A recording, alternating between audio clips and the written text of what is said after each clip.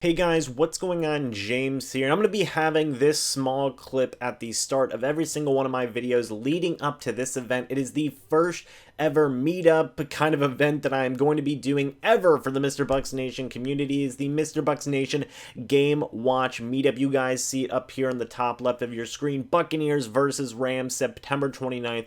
4:05 p.m. at Buffalo Wild Wings on 4075 Park Boulevard North in Pinellas Park, Florida. If you guys are interested in going to the event and you want to RSVP, please send an email to MrBucsNation@gmail.com and let me know how many people you want to be going to the event, just so I can keep a tally of how many people are going to be going to the event. But without further ado, guys, I hope you all enjoy the video. Hey guys, what's going on? James here, and in today's video we are going to be reviewing the Tampa Bay Buccaneers 13-12 win against the Cleveland Browns. So without further ado, guys, let's talk about it. Now, I want to get the bad out of the way first. And man, when you talk about the bad stuff from this game versus the Cleveland Browns, the first thing that you have to talk about is the starting offensive line. And you know what? Here's the first thing I'm going to say, okay? Is I'm going to talk all of us off of the edge here real quick,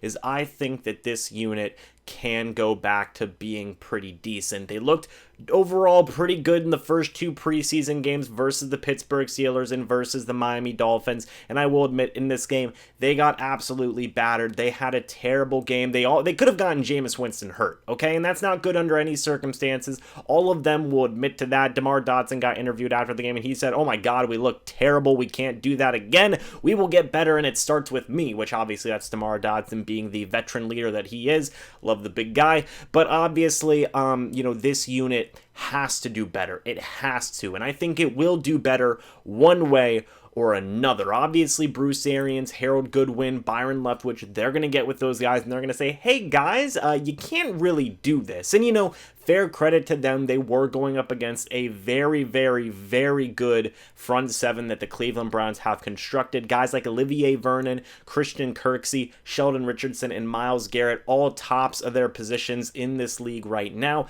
They all caused havoc for Jameis Winston, made him very uncomfortable, made him dance around in the pocket, obviously sacked him. I believe they sacked him 5 times. You guys can correct me if I'm wrong down in the comments section below, but they hit him a ton of times, they sacked him a bunch of times, and they obviously didn't make his night very, very good, and that falls on the Buccaneers offensive line. But like I said, I think that this unit can go back to being an overall decent unit. They looked good in the Miami Dolphins game, in the Pittsburgh Steelers game, and I think they can get back there. And hey, if not, Bruce Arians isn't the type of guy who's going to slide with that. He's going to bring in guys who will do good for him one way or another, be it these guys improving or Bruce Arians making the corresponding moves to bring in guys who will do good for him and benching the guys that are there right now. I know that's harsh, and James, oh, that's pretty harsh. I don't care, okay? I mean, that's how BA rolls. That's how BA does the business. The NFL is a business. These guys have to improve or they're going to go down on the bench, and that's the bottom line because James said so. And if I'm, again,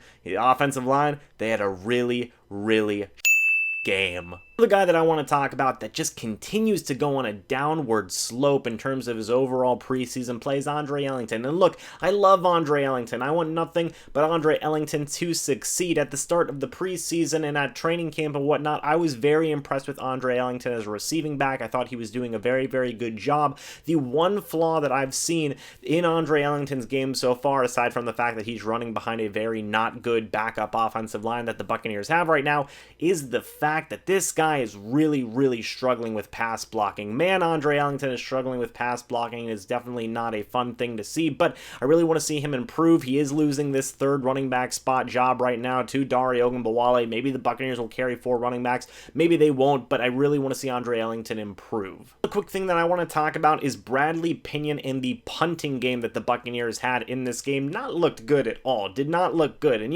I won't put it all on Bradley Pinion because, quite frankly, the Buccaneers punt coverage team looked horrible tonight, and even just special teams as a whole on kickoffs and on punts, whatever have you, they could not tackle they could not tackle at all, okay? Under any circumstances, this special teams unit struggled to tackle these Cleveland Browns returners, and it showed in a very, very big way. You saw 3-4 guys missing tackles on the Cleveland Browns returners, and it was so aggravating to see. I know Corey Draper, the play reaction, he was probably losing his mind because tackling is such an important thing, especially on special teams. You got to tackle the guy, you know, and that's how you can make plays on special teams and make roster spots, and a lot of guys didn't do themselves any favors in this game because, quite frankly, they were just really poor at tackling, and in some instances, even guys were getting shoved back into Bradley Pinion and getting him knocked down. That's how you get your punter hurt. Hopefully we can block a little bit better in the next upcoming game. So, you know, all things considered, punt coverage teams got to get better, and special teams tackling has certainly got to get better. And then you have the usual backup offensive tackles, whatever have you. Cole Bouger,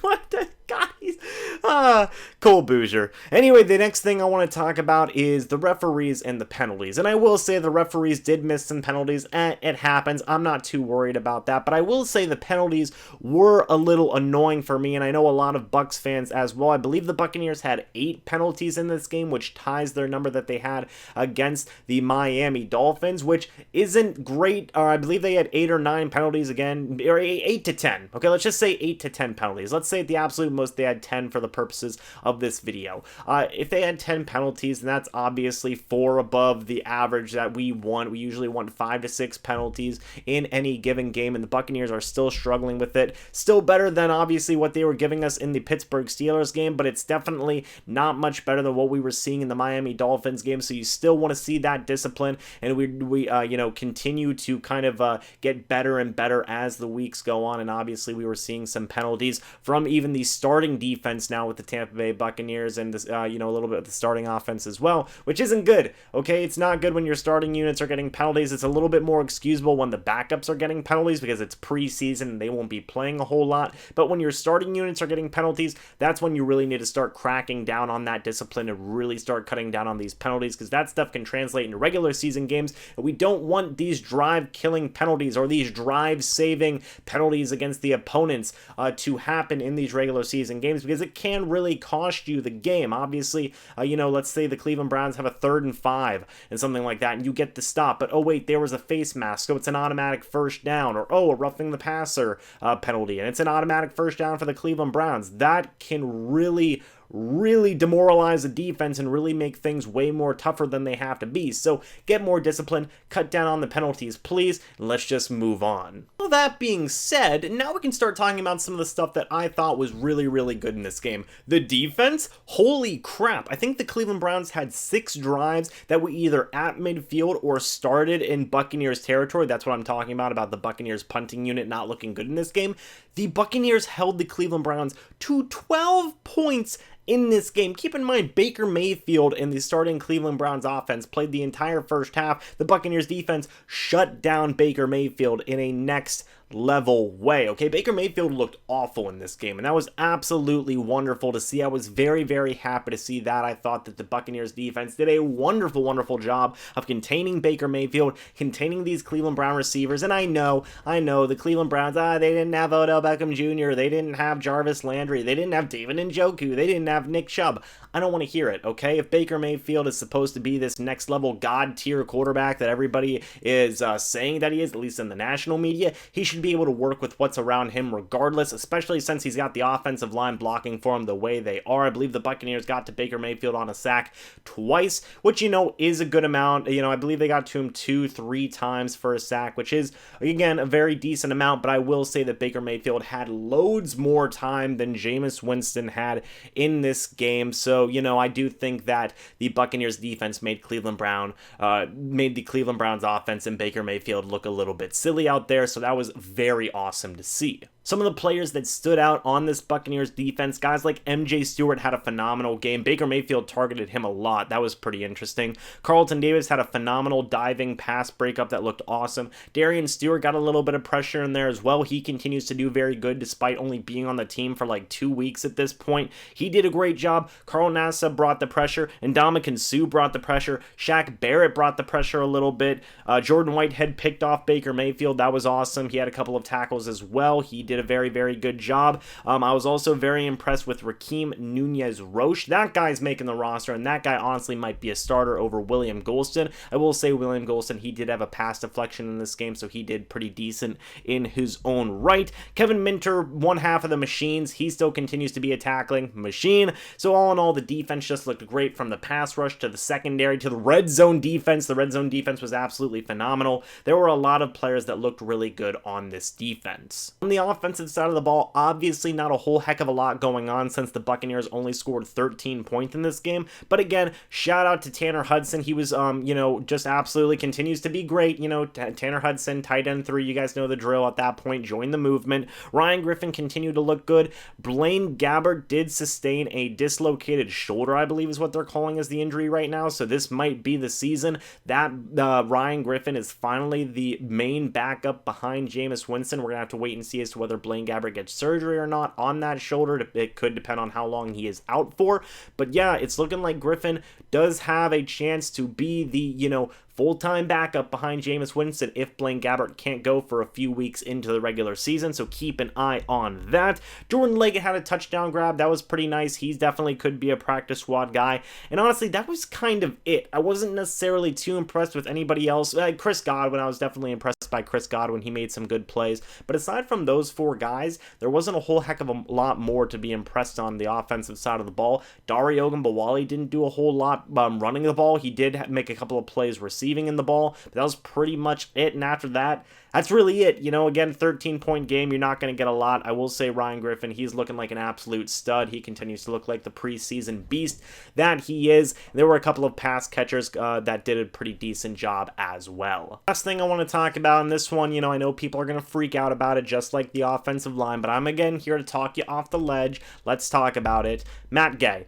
Matt Gay missed a 37-yarder tonight, but he did end up hitting his extra point and the game-winning field goal. I still think he's going to be the Buccaneers kicker. Yes, Cairo Santos made his one field goal that he made, and that was all well and good, but I still think it's Matt Gay's job to lose. I still think Matt Gay is going to end up being the kicker for the Tampa Bay Buccaneers. It just is what it is. I do like Cairo Santos, and it does stink that Matt Gay missed that 37-yarder, but no batter's going to bat 100%, no kicker's going to kick 100%, folks. I don't know what analogy I was going for there, but Matt Gay is going to be fine. Everything will be fine. Let's just calm down. He did get his first miss, and that does suck. But hey, it happens. We just have to accept that. Obviously, we've been blessed with a decent kicking situation right now. Obviously, things could go wrong. It won't, trust me. But obviously, misses are going to happen, and that's just something we have to accept as, okay, he missed it. We can move on from this, and not just, oh, Matt Gay missed it?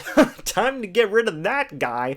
We just got to go with it, got to roll with the punches. Matt Gay will be fine.